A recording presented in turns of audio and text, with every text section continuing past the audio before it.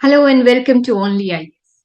UPSC prelims 2023 में हमारे पास बचे हैं 4 महीने और क्योंकि टाइम कम है इसलिए आप लोगों में एंजाइटी बढ़ना, कंफ्यूजन होना और कुछ सवाल दिमाग में आना बहुत ही नॉर्मल है। ये सवाल हो सकते हैं कि कितने टेस्ट अटेम्प्ट करने चाहिए, टेस्ट कब से स्टार्ट करने चाहिए सॉल्व करना, और क्या टेस्ट सॉल्व करना कंपलसरी है। इस वीडियो में हम आपके इन्हीं सवालों के जवाब ढूंढने की कोशिश करेंगे। प्रिपरेशन कैसे करनी चाहिए, टेस्ट सीरीज कब से लगानी चाहिए, कितने टेस्ट अटेम्प्ट करने चाहिए और जो टेस्ट आप अटेम्प्ट करें उसका एनालिसिस कैसे करना चाहिए, ये सब हम इस वीडियो में देखेंगे। इसके अलावा हम ये भी देखेंगे कि मेंटल प्रिपेयरनेस कैसी हो। प्रीलिम्स के लिए एक बहुत ही इंपॉर्टेंट फैक्टर होता है कि आप मेंटली कितने रेडी हैं, आपने अपने ब्रेन को कितना रिवायर किया है, आपने अपने ब्रेन को कितना प्रिपेयर किया है प्रीलिम्स के लिए। तो इन सभी सवालों के जवाब हम इस वीडियो में देखेंगे, पर उससे पहले मैं ओनली आईएएस के इस नए इनिशिएटिव के बारे में आपको बताना चाहूंगी। इस इनिशिएटिव का नाम है mentors guided prelims test series for UPSC 2023। यहाँ पर आपको टोटल 34 टेस्ट मिलेंगे और 34 टेस्ट में से 7 सी सेट के भी टेस्ट होंगे। Then there will be approach and mentorship sessions to guide your overall prelims preparation. और ये जूम सेशंस होंगे जहां पर आपको जो फैकल्टी है ओनली आईएएस की वो समझाएगी कि आपकी प्रिपरेशन में क्या चीजें लैक कर रही हैं और आपकी प्रिपरेशन किस डायरेक्शन में ओरिएंटेड होनी चाहिए। इस टेस्ट सीरीज को फॉलो करने से ये चीज इंश्योर होगी कि आप मल्टीपल रिविजन्स कर पाए। पिछले 1.5 साल का करंट अफेयर्स भी इस टेस्ट सीरीज में शामिल किया जाएगा। बैच स्टार्ट हो रहे हैं 15 जनवरी से and this is valid till prelims of 2023। Online offline दोनों मोड्स में टेस्ट सीरीज अवेलेबल है और हिंदी इंग्लिश दोनों लैंग्वेजेस में टेस्ट सीरीज अवेलेबल है। अगर आप इंटरेस्टेड हैं तो dpp.onlyias.in पर जाकर रजिस्टर कर सकते हैं। आइए बढ़े अपने वीडियो में आगे। ये सवाल उठता है when should we start solving the test. तो इसका बहुत सीधा सा जवाब है कि हम जनवरी, वो भी 15 जनवरी के अराउंड पहुंच चुके हैं। यहाँ से हमारे पास 4 महीने बचते हैं प्रीलिम्स के, तो ये फेयर इनफ टाइम है और ये राइट टाइम है। यही वो समय है जब आपको टेस्ट सीरीज स्टार्ट कर देना चाहिए। और थोड़ा सा पहले स्टार्ट करने के फायदे ये होते हैं, the sooner you begin the better it is, कि एंड टाइम में कुछ इमरजेंसीज आ जाए, लास्ट टाइम में अगर आपको कुछ समझ ना आए, आपका कोई सब्जेक्ट वीक रह जाए, तो उन चीजों से आप बेटर डील कर पाएंगे। ऑल्सो हम सब जानते हैं कि टेस्ट सीरीज का मतलब सिर्फ टेस्ट लगाना नहीं है, वहां पर आपको एनालिसिस भी करना होगा, रिवीजन भी करनी होगी। तो अगर आप अभी से स्टार्ट करते हैं तो आपके पास आखिर में रिवीजन के लिए अच्छा खासा समय बच जाएगा। आप वेल प्रिपेयर्ड फील करेंगे और वो चीजें जिनसे हम लास्ट टाइम में स्ट्रगल कर रहे होते हैं, एंजाइटी से, पेपर को लेकर कंफ्यूजन से, उन सब चीजों से आप बच जाएंगे। तो this is the right time when you should begin writing prelims test. फिर सवाल उठता है कि कितने टेस्ट अटेम्प्ट करने चाहिए। देखिए, इसका कोई फिक्स नंबर नहीं है और ये सवाल हमें पूछना भी नहीं चाहिए। जब हम बैटल फील्ड में जाते हैं तो उससे पहले खुद को प्रिपेयर करते हैं, प्रैक्टिस करते हैं। और कितनी प्रैक्टिस की जरूरत है इसका सबसे अच्छा अंदाजा होता है जो प्लेयर होता है उसे, जो वॉरियर होता है उसे। और यहाँ पर प्लेयर, वॉरियर आप है। आपसे अच्छा अंदाजा कोई नहीं लगा सकता कि आपकी प्रैक्टिस कब एक अच्छे लेवल पर पहुंच चुकी है। तो वो फीलिंग आपको खुद आएगी जब आप टेस्ट लगा चुके होंगे, लगा रहे होंगे, तो आपको एनालाइज होगा कि now I feel better prepared for this particular subject. Polity के लिए मैंने अच्छे खासे टेस्ट लगा लिए हैं, अब मुझे कॉन्फिडेंस है पॉलिटी में, मैंने एनालिसिस भी अच्छा कर लिया है। तो कितने टेस्ट लगाने चाहिए ये फैसला आप ही करेंगे और इस चीज का ये सवाल पूछना भी नहीं चाहिए। जितनी प्रैक्टिस हो सकती है, जितने ज्यादा आप टेस्ट लगा सकते हैं उतने लगाइए। बस इतना इंश्योर कीजिए कि जब प्रीलिम्स हो 15 दिन पहले आप थोड़ा सा फ्री हो जाएं, फिर आप कोई टेस्ट ना लगाएं। जो टेस्ट आपने लगाए हैं इस 4 महीने की ड्यूरेशन में, लेट्स से कि अगर आप 15 मई तक भी टेस्ट लगाते हैं या 10 मई तक टेस्ट लगाते हैं, तो जितने भी टेस्ट इस ड्यूरेशन में लगे हैं उन टेस्ट का आप अच्छे से एनालाइज कर पाए, उसका एनालिसिस करें, उनकी रिवीजन करें बचे हुए टाइम में। तो आई वुड सजेस्ट कि जब प्रीलिम्स है तो उससे 10-15 दिन पहले आप फ्री हो जाएं अपने टेस्ट लगाकर। तो अभी से स्टार्ट कीजिए, जितने ज्यादा टेस्ट आप लगा सकते हैं उतने ज्यादा टेस्ट लगाएं। अब टेस्ट लगाना अपने आप में एक आर्ट है। टेस्ट लगाने से पहले आपको कुछ चीजों की तैयारी करनी होती है। टेस्ट लगाने के टाइम आपको एक पर्टिकुलर अप्रोच फॉलो करनी होती है और टेस्ट कंप्लीट करने के बाद कुछ एनालिसिस की जरूरत होती है। तभी हम कहेंगे कि टेस्ट लगाने का कोई फायदा है। वरना there are so many aspirants जो इस प्रोसेस को कंप्लीट करते ही नहीं है। बिफोर टेस्ट में भी वो कहीं ना कहीं लैग कर जाते हैं। टेस्ट के टाइम वो सही अप्रोच फॉलो नहीं करते हैं और बस टेस्ट दे दिया मतलब क्वेश्चन सोल्व कर दिए, यही उनके लिए इनफ होता है। एनालिसिस वो कभी करते ही नहीं है और इसीलिए रिपीटेड फेलियर्स होते हैं। तो जरूरत है सबसे ज्यादा इंपॉर्टेंट इस चीज की कि हम अपने टेस्ट पेपर्स को एनालाइज करें। उसके बिना टेस्ट लगाने का कोई फायदा ही नहीं है। बिफोर टेस्ट आप सिलेबस को अच्छे से पढ़िए। देखिए, वो कहते हैं ना कि तैयारी करे बिना जंग में उतरने का कोई फायदा नहीं है। अगर आप सोच रहे हैं कि आप तैयारी भी ना करें, आप कम मेहनत करें और फिर आप बैटल फील्ड में उतर जाएं और वहां से आप विक्ट्री होके आप निकलें, विक्टोरियस होके निकलें, ये पॉसिबल ही नहीं है। आपको हार्ड वर्क करना होगा। आपको अपना जो बेयर मिनिमम मेहनत रिक्वायर्ड है वो सब करना होगा। तो सिलेबस वेल प्रिस्क्राइब्ड है हमारे पास, यूपीएससी का जो सिलेबस है, तो उसको अच्छे से पढ़ें। जो भी किताबों की जरूरत है, जो भी बेसिक बुक्स हैं, read those books very well. एक बार जब आपका सिलेबस आपको लगे कि हाँ ये चीजें हो गई हैं, जो बेयर मिनिमम चाहिए था, जो चीजें पढ़नी चाहिए थी वो आप पढ़ चुके हैं, उसके बाद उन्हें रिवाइज करें और रिवीजन के टाइम उन टॉपिक्स को हाईलाइट करें जो आपने पीवाईक्यूज में नोटिस करे हैं कि ये टॉपिक तो बार बार आ रहा है, इस टॉपिक पर बार बार सवाल पूछे जा रहे हैं, तो उन टॉपिक्स को थोड़ा हाईलाइट करके रिवाइज करें। उसके बाद इस दोनों प्रोसेस के थ्रू जब आप जा चुके होंगे तो you will achieve something which is called conceptual clarity. आपके कंसेप्ट बहुत क्लियर होंगे और prelims is all about this. वहां पर जरूरी नहीं है कि आपको एक डायरेक्ट आंसर आता होगा, पर जितने स्ट्रॉन्ग आपके कंसेप्ट होंगे तो आप कहीं ना कहीं से कुछ ना कुछ लॉजिक लगाकर, इंटेलिजेंट गेस वर्क करके, आप किसी कंसेप्ट को अप्लाई करके एक सही आंसर तक अराइव कर जाएंगे। तो इन तीनों प्रोसेस को देखें आप टेस्ट लगाने से पहले। अब देखते हैं टेस्ट लगाने का क्या अप्रोच होनी चाहिए। जब भी आप टेस्ट लगाने बैठ रहे हैं, चाहे वो प्रीलिम्स हो चाहे जब आप प्रैक्टिस कर रहे हो, एक चीज समझें कि अब आप जो कर चुके थे, करना चाहिए था, वो आप कर चुके हैं। जितनी तैयारी आपको करनी थी आप कर चुके हैं। You are well read. अगर कहीं कोई कमी रह भी गई है तो उसको अपने माइंड में मत लाइए कि ये चीज छूट गई, ये रह गया, ये नहीं पढ़ा, उसको भूल जाइए। आप सिर्फ इतना समझिए कि यू आर वेल प्रिपेयर्ड। अपने दिमाग में ये डालिए कि I am well prepared to take this test. And the beauty of this exam is कि जितना आप अपने आप को वेल प्रिपेयर्ड समझेंगे उतना ही आप अच्छा परफॉर्म करेंगे। Performance is not always proportional to आपकी knowledge, it is also proportional to the confidence that you carry. Be very calm. Test लगाने से 2 मिनट पहले आप जिस भी तरीके से कामनेस अचीव कर सकते हैं, चाहे वो मेडिटेशन हो, 2 मिनट आप शांति से बैठें। ऐसा नहीं कि टेस्ट हाथ में आया और आप लग गए हैं। एग्जामिनेशन हॉल में भी कुछ टाइम मिलता है पहले, जब टेस्ट पेपर्स डिस्ट्रीब्यूट नहीं हुए होते हैं, तो उस टाइम आप अपने माइंड को काम करें, रिलैक्स करें।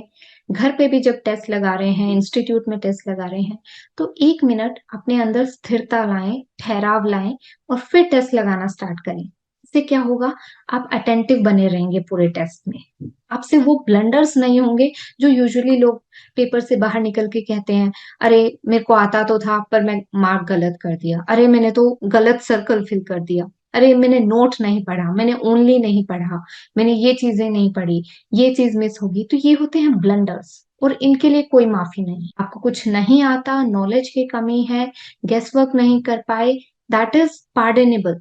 पर आप ब्लंडर्स ही करके आ जाएं, वो पार्डनेबल नहीं है, वो माफी लायक नहीं है। तो इंश्योर करें कि आपसे कोई ब्लंडर्स ना हो। और वो आप कैसे इंश्योर करेंगे, जब आपकी नर्व्स काम होंगी, when you are very peaceful inside. तो अंडरस्टैंड कि सबसे ज्यादा पीसफुल आपको उस टाइम होना है जब आप टेस्ट अटेम्प्ट कर रहे हैं। Calm down your nerves. Preparation के time you can be full of anxiety, you can have many questions, confusion, but when you are taking the test, understand you are in a battlefield and now only peace and calmness and composure can help you। तो जो भी आपने पढ़ा है उसको आप better retention कर पाएंगे अगर आप शांत होंगे। आपकी रिकॉलिंग पावर अच्छी होगी अगर आप सच में अंदर से शांत। सबसे ज्यादा जो पीसफुल फीलिंग आपको लेनी है, आपको उस पे अचीव करनी है, that is during when you are taking the test. और लोग यहीं पर मार खाते, they are very relax during the preparation phase, but when the test arrives, their nerves, they cannot control their nerves, एकदम वो ऐसे एंजाइटी में आ जाते हैं, अरे ये तो आता ही नहीं, ये कहाँ से आ गया, ये टॉपिक तो पढ़ा नहीं। और यही चीज होती है जो आपको पीछे ले जाती है बहुत लोगों से। तो जब आप टेस्ट अटेम्प्ट कर रहे हैं, ensure that you are very peaceful. दूसरी चीज जो मैं कहना चाहूंगी, एक होती है ब्रेन को प्रोग्राम करना। तो ब्रेन प्रोग्रामिंग आपको प्रीलिम्स में बहुत हेल्प करेगी। वो कैसे? ब्रेन प्रोग्रामिंग का ये मतलब है कि आप अपने ब्रेन को ये बता दें कि ये वो टाइम है जब तुझे सबसे ज्यादा एक्टिव रहना है। और वो कौन सा टाइम है? 9:30 से 11:30, जब आपका जीएस का एग्जाम होता है। तो जो भी टेस्ट आप अटेम्प्ट कर रहे हैं इस during this preparatory phase, prelims से पहले जो भी टेस्ट सीरीज आप लगा रहे हैं, इंश्योर कीजिए कि वो आप इसी टाइम में दें, 9:30 से 11:30। और अगर आप सीसेट प्रैक्टिस करना है, मैथ्स प्रैक्टिस करना है, चाहे टेस्ट देना हो चाहे प्रैक्टिस करना हो, मैथ्स वाला माइंड सेट अपना, इट इज 2:30 to 4:30, राइट? तो इस टाइम में आप अपना मैथ्स, रीजनिंग, जो कॉम्प्रीहेंशन है, वो सब चीजें रोज इस टाइम में करें। ऑल्टरनेटिवली जैसे भी आप कर रहे हैं, जिन लोगों का अच्छा है कॉम्प्रीहेंशन सीसेट, वो वीक में एक बार करें या 15 दिन में एक बार करें, जैसा भी आपका शेड्यूल है वो आप अच्छा जानते हैं, आप अच्छा बनाएंगे। तो 2:30 से 4:30 में आप सीसेट की चीजों को प्रैक्टिस करें और 9:30 से 11:30 टेस्ट लगाएं।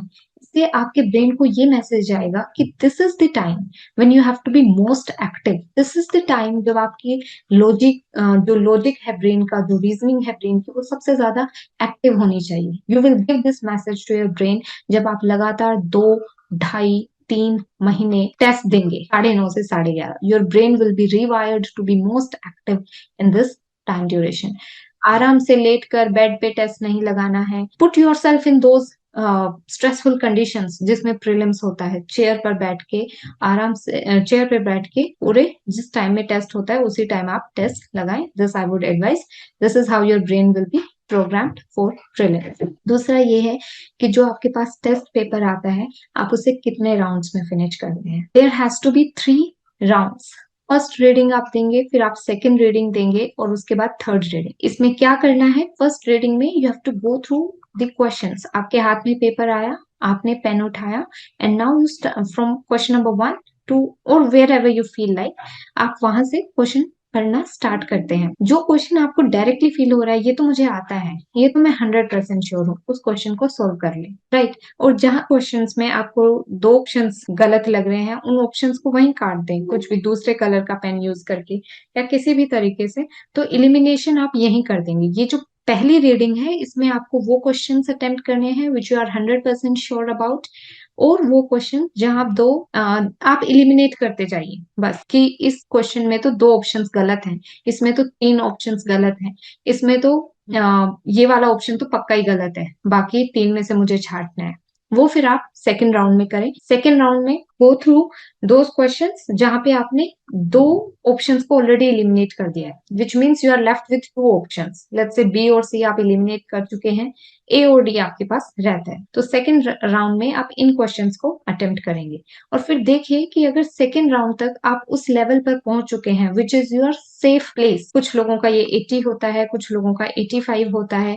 तो अगर तो आप यहाँ तक पहुंच चुके हैं सेकंड राउंड के बाद, then I would say कि there is no need to go for the third round. But still if you are behind, let's say आपके 60 ही सोल्व हो पाए हैं, तो और आपका सेफ प्लेस है 75। कुछ लोगों के लिए 60 भी वर्क करता है, बट टोटली डिपेंड्स कि आपका एनालिसिस क्या है, आपके सेफ क्वेश्चंस क्या हैं, आप कितने क्वेश्चंस अटेम्प्ट करते हैं तो अच्छा खासा स्कोर बना लेते हैं। तो वहां तक पहुंचने की कोशिश करिए। अगर आप वहां तक सेकंड राउंड के बाद ही पहुंच चुके हैं तो बहुत ही बढ़िया है, और अगर नहीं पहुंचे हैं तो थर्ड राउंड के लिए जाए, जहां पे आप उन सवालों को अटेम्प्ट करेंगे यहाँ पे आप एक ही ऑप्शन एलिमिनेट कर पाएंगे, यानी 3 ऑप्शंस में से आपको एक चूज करना है। यहाँ पर आपका जो सेकंड और थर्ड राउंड में आपका इंटेलिजेंट गेस वर्क जिसे हम कहते हैं वो काम आएगा। इस चीज को हम और डिटेल में समझ सकते हैं यहाँ पर। तो ये चीज आप कैसे अचीव कर पाएंगे, ये समझना कि मेरा सेफ स्कोर क्या है, मैं कहाँ पे सही मेरे मार्क्स बनते हैं, क्या मुझे सेकंड राउंड के लिए जाना है, क्या मुझे थर्ड राउंड के लिए जाना है,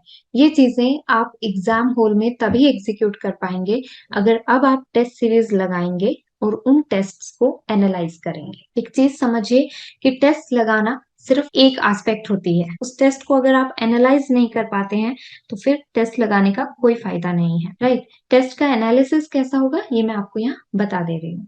देखिए, आपने कोई टेस्ट लगाया और यहाँ पर इस तरीके का you can take a screenshot of this, ठीक है? इस तरीके का एक आप चार्ट बनाएं। तो यहाँ पे लिखे number of questions that you have attempted, ठीक है? अब फर्स्ट राउंड की परफॉर्मेंस को आप नोट करेंगे। फर्स्ट राउंड में लेट्स से आपने 60 क्वेश्चंस अटेम्प्ट करे, इसमें से आपके 50 सही हुए हैं और 10 क्वेश्चंस गलत हुए। तो यहाँ पे आप अपना परसेंटेज निकाल लेंगे एक्यूरेसी का कि मेरी फर्स्ट राउंड में एक्यूरेसी बन रही है 83%। और ये एक टेस्ट सोल्व करके नहीं आएगा ये एनालिसिस, आप हर टेस्ट सोल्व करके ये एनालिसिस लीजिए और फिर जब 5 से 7 टेस्ट लगा चुके हो हर सब्जेक्ट के, लेट्स से पॉलिटी के आप 5 से 7 टेस्ट लगा चुके हैं और हर टेस्ट के बाद आपने ये एनालिसिस किया, फिर आपके पास एक ब्रॉड एनालिसिस आ जाएगा कि this is how I do in polity.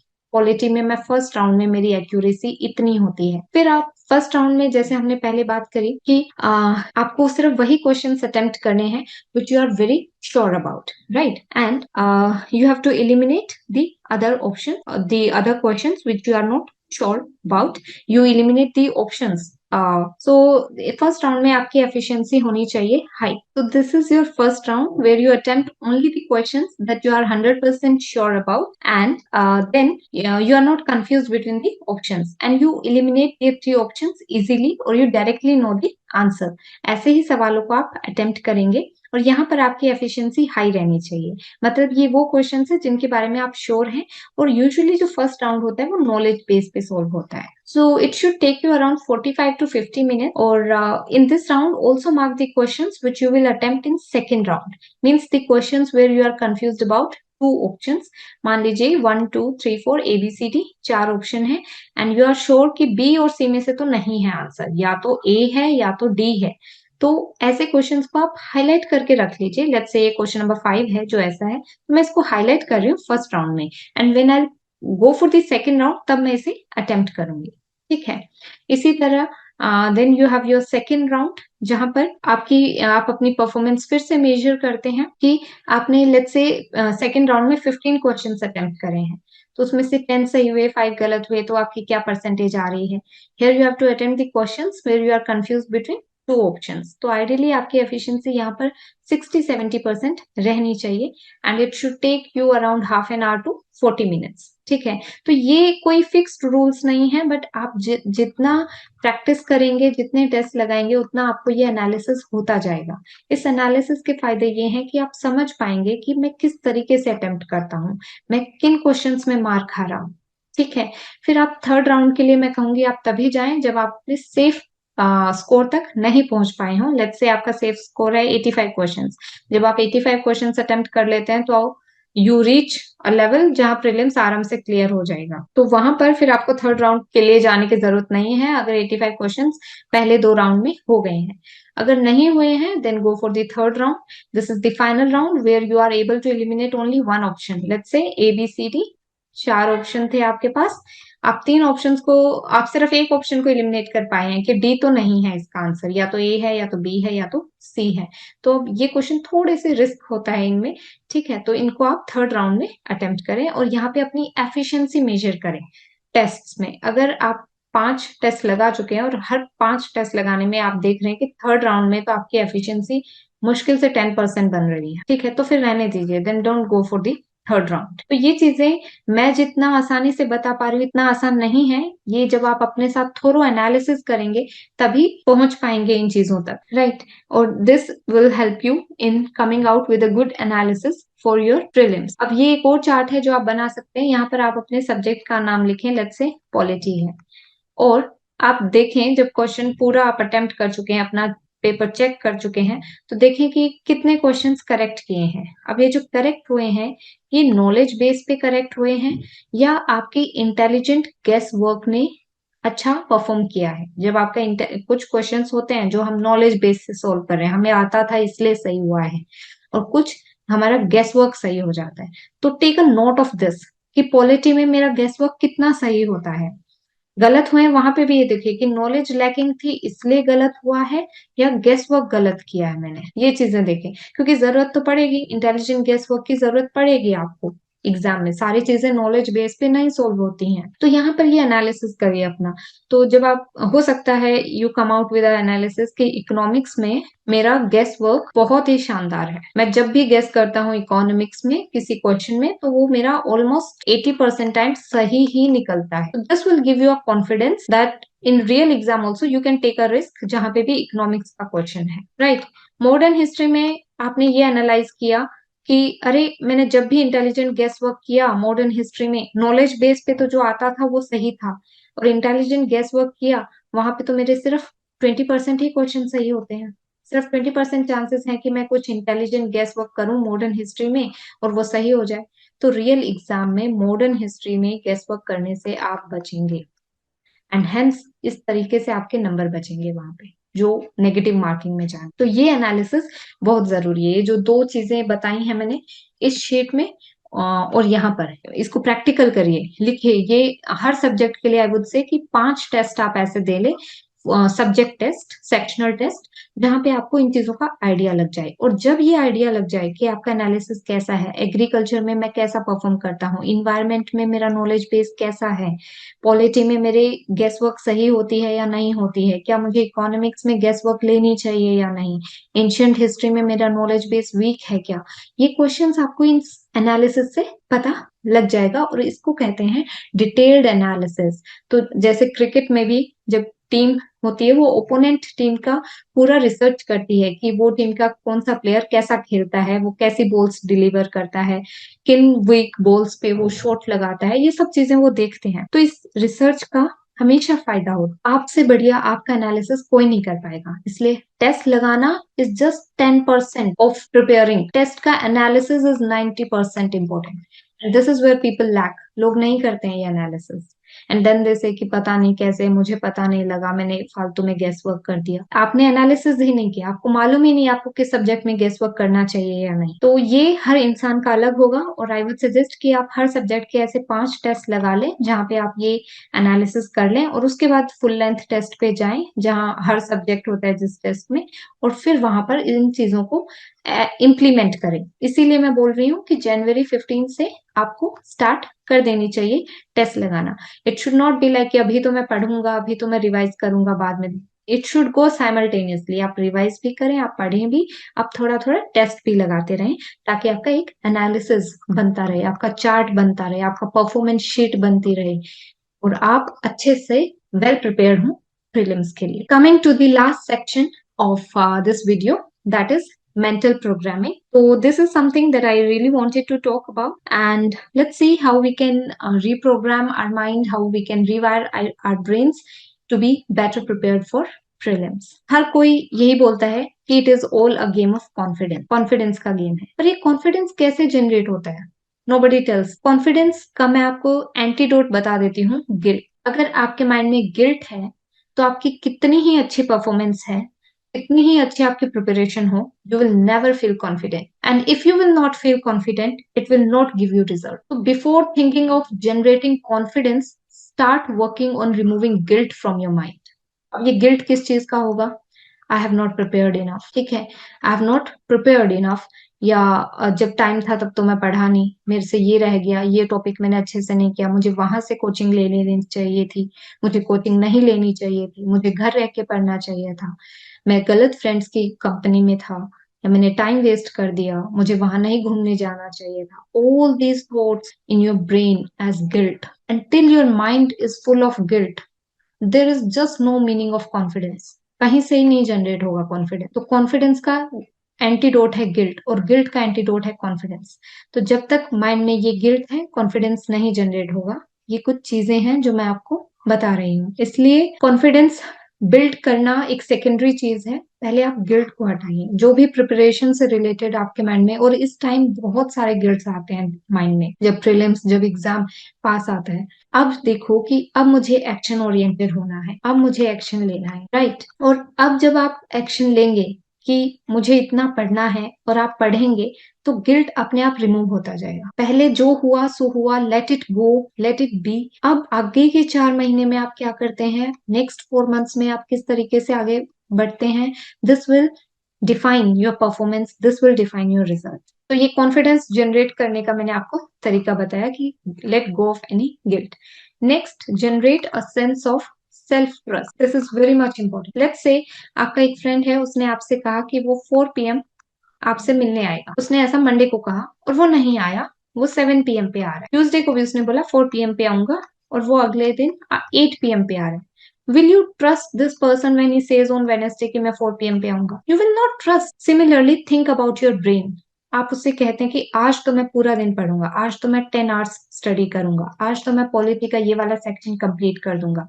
Monday को आप ऐसा कहते हैं और आप ऐसा नहीं करते हैं, नहीं हो पाता है आपसे। ट्यूसडे को आप फिर कहते हैं आज मैं इतना करूंगा, नहीं हो पाता है। वेडनेसडे को फिर यही होता है, नहीं हो पाता है। Now this is you and your brain. Do you think your brain is going to trust you? और फिर हम कहते हैं सेल्फ कॉन्फिडेंस नहीं है, सेल्फ ट्रस्ट नहीं है। That is because we are not fulfilling our own promises made to ourselves. हम कभी खुद पर भरोसा कर ही नहीं पाएंगे क्योंकि हम रोज अपने से की गई प्रोमिसेस को तोड़ रहे हैं। आपका ब्रेन आप पर क्यों भरोसा करेगा जब उसे पता है कि ये बोल तो देता है पर ये करता नहीं है, and every day you are doing this. तो इस चीज को खत्म करें। If you have promised something, reasonable promise करिए। कोई बहुत एम्बिशियस प्रॉमिस करने की जरूरत नहीं है, 10 घंटे पढ़ूंगा, 12 घंटे पढ़ूंगा, ठीक है। बी रीजनेबल कि 7 घंटे पढ़ना है मुझे और ये वाला टॉपिक कवर करना है, कोशिश करूंगा ये कवर करने की। और फिर उसे कवर करिए एट एनी कॉस्ट। ये एक्सरसाइज आप 10 दिन तक करिए, जो बोला है उसको पूरा करने का, और फिर देखिए कि सेल्फ ट्रस्ट, सेल्फ कॉन्फिडेंस कैसे बिल्ड होता है। Now these are the keys to clearing any exam.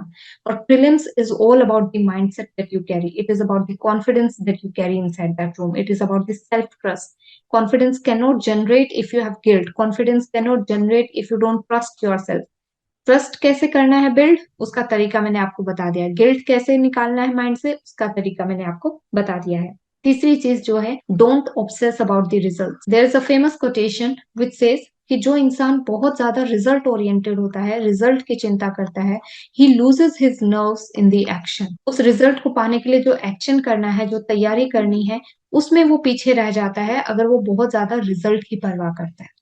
This is something uncontrollable. और ये हमारी एक बड़ी कमजोरी है कि हम हमेशा उस चीज पे ध्यान देते हैं जो हमारे कंट्रोल में है ही नहीं है। Result is not in our hands, it is not in our control. This is not something to be obsessed about. आप उसकी चिंता ही मत कीजिए, लेट इट बी। जो होगा सो होगा।